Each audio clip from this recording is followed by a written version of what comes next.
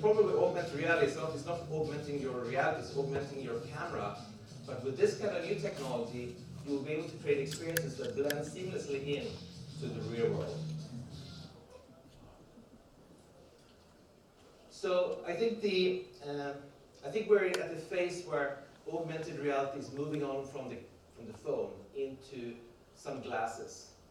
And there are various ways. You can have sort of heads-up display, you could have video pass-through that I showed you, you have our friends at HoloLens doing great stuff with their technology, and also you have a virtual retinal display you kind of project directly into your eyes. I think the race is definitely on. The question is not if this is coming, it is when it's coming and who's going to crack the market. The thing that I would like to have a look at these glasses. This is basically Unreal, trying to make glasses that are a little bit more consumer friendly. So let's do a little pilot here.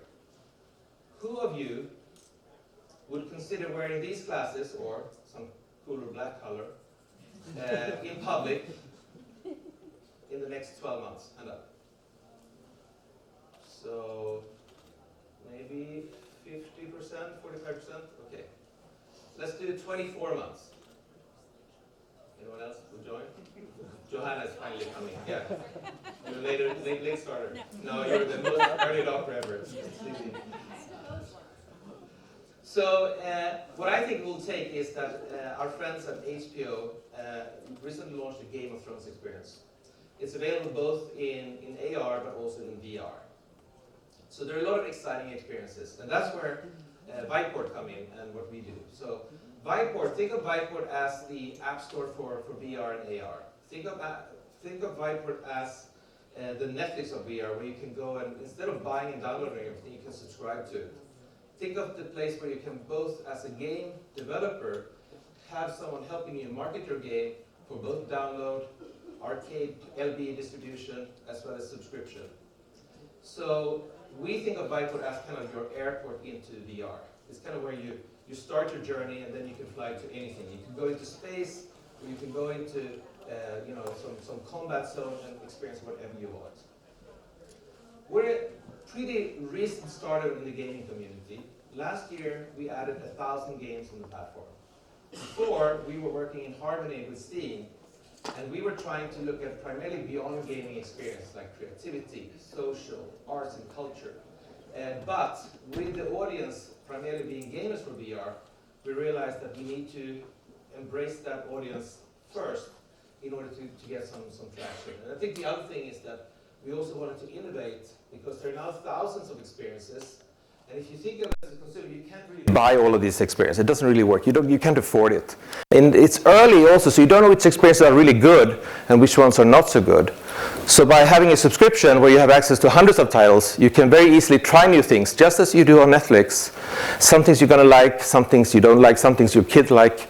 So it's very, very easy. And the idea here is that it will put people more time in headset. They will see the value of VR in a completely new light, which is good for all platforms, all headset manufacturers, but also for all the creators and developers that now actually have someone checking out their experience. You don't have to be on the top 50 list. You can be number 500 and be, discovered by, tens of thousands of new customers.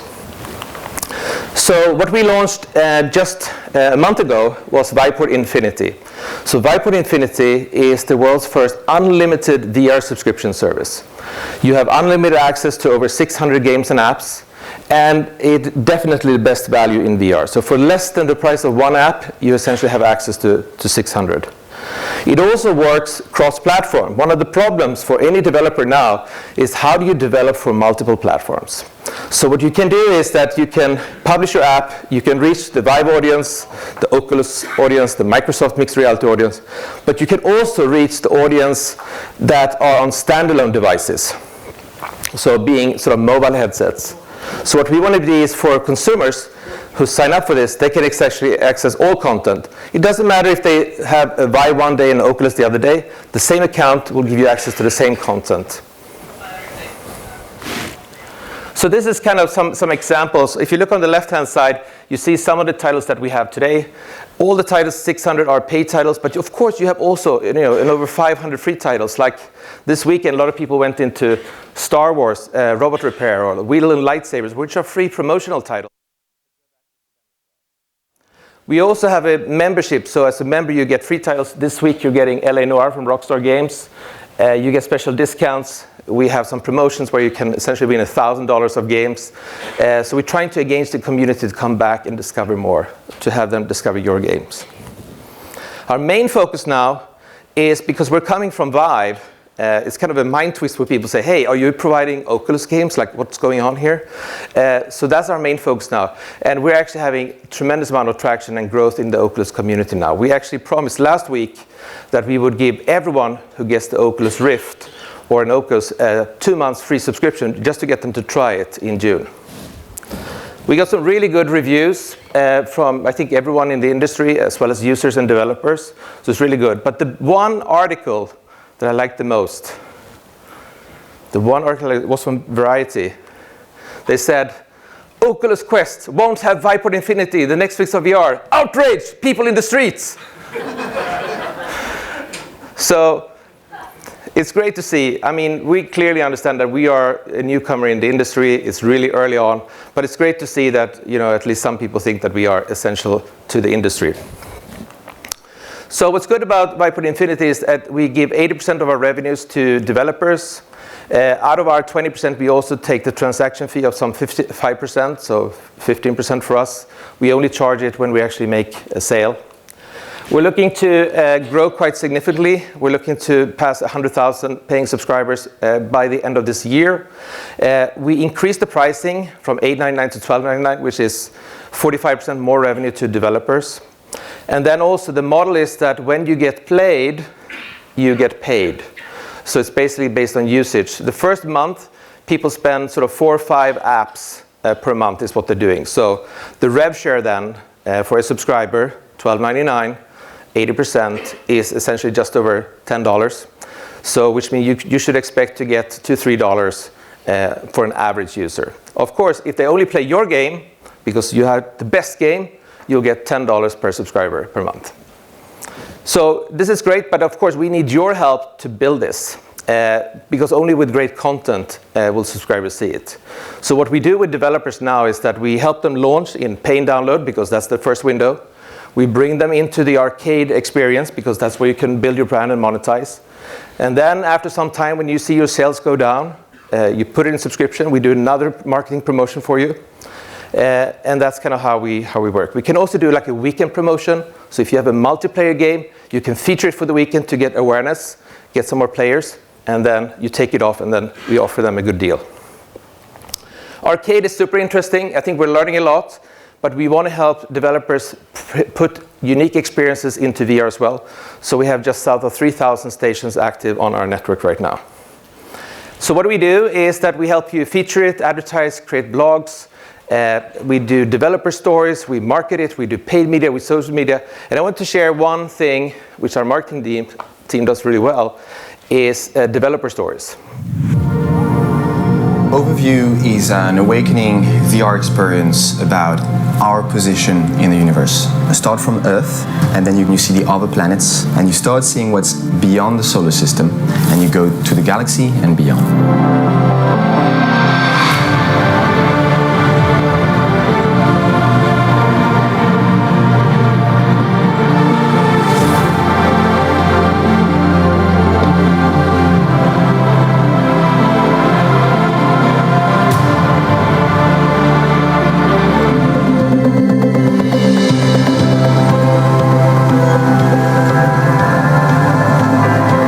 Orbital Views is a brand that is intended to provide access to users to send people into space in a virtual way. And in this brand, we have 3 products: Orbital Views Flights, Orbital Views Moonwalk, and Orbital Views Overview. We started by doing flights with the space agency in Europe on the plane that's used to train the astronauts. In the flight, they are truly in weightlessness, just like astronauts. You equip a virtual reality headset that lets you walk on the moon or go to a Martian base or even do zero. So essentially, we want to help you tell your story. And I think that's one of the benefits we are giving to indie developers primarily. So what is working? What do we see working? And I think, no surprise, GDC comes out with a survey, and it seems like both Vive and Oculus are, pretty flat when it comes to what are you currently developing for versus what are you developing for in the future. Vive is still in leadership, which is great. However, the interesting thing is if you look at AR, HoloLens, if you look at Magic Leap, that's a growth. It's almost doubling. People are looking more into augmented reality. And I think, of course, PlayStation has also been doing a great job and also doubled. So, but it's interesting to see that it actually is growing. Of course, great IP like Star Wars. We just had the, May the 4th be with you this weekend. And people are downloading, free experiences of Star Wars, which is like 2 years old. So IP rules. Of course, it's no big surprises. You have great games from the big shooters to the more sort of role-playing games to the new things like Beat Saber are doing really well. But what's interesting is not just what are people spending the money on, but also what are people spending their time on. And it's interesting to see that classics like Weaver's The Blue or Tilt Brush from Google are still sort of top of the line. People come back to them, either to create things themselves or maybe demo The Blue or Rich's Plank to some of their friends. We see video being super big, so even though 360 video is not necessarily awesome, but people come back to these things that have utility. Social is going to be so important. I don't think necessarily social will be one app. It's more sort of a horizontal service that all experiences need to have. However, VR chat has had some enormous traction, and I think I want to show you, this is from our friends at Steam. It basically shows daily concurrent uses between VR chat, Beat Saber, Pavlov, great sort of shooter game, and Arizona Sunshine. So the green bar, which is daily concurrent for VR chat, is in the order of magnitudes higher, and even though all of these games launched a year ago. So the reason is that not only do you have people in VR, but you have people on PCs watching people in VR. So I do think that is really a great thing. So you have both the hardcore VR people as well as the VR curious. And I think the same thing is going on with Beat Saber to some extent, because it's not just fun to play, but it's also fun to watch. So I do think that what's going to work going forward is you have these kind of hybrid experiences where you have some people in VR, but you have some other people outside VR. It could be on a PC or a mobile phone, creating these kind of hybrid experiences. So what is the reality of VR gaming? I think the reality is that if you look at all the people on the planet, if you look at all the people who have Steam, in the Steam survey that goes out on a regular basis, less than 1% of the hardcore Steam users have VR. So the reality is that we are in the early stage of VR. The other reality is that there's going to be new game genres where you're exercising and getting fit in VR. And the good thing is that we have Hollywood. We're here in Hollywood. And I think Hollywood is going to save us with their IP, right? With their artistry, and their free marketing channel with influencers like Jimmy Fallon to help market VR to the rest of the planet. So let's have a quick look. Using laser swords to slash targets to the beat of a song. We'll see who can get the highest score. I'll go first. Please root for me, sir. So here we go. Ready? You got this. Can we increase the volume a little bit? Yeah, he's doing great. Yeah. Get it. Yeah.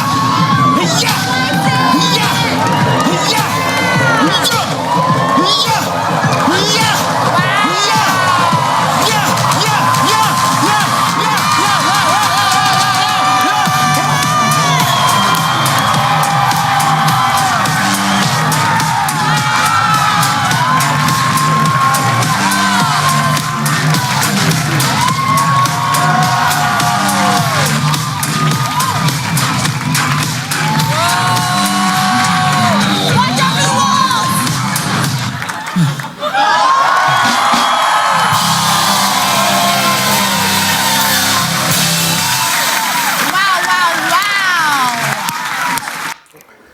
So, by no doubt, VR is awesome.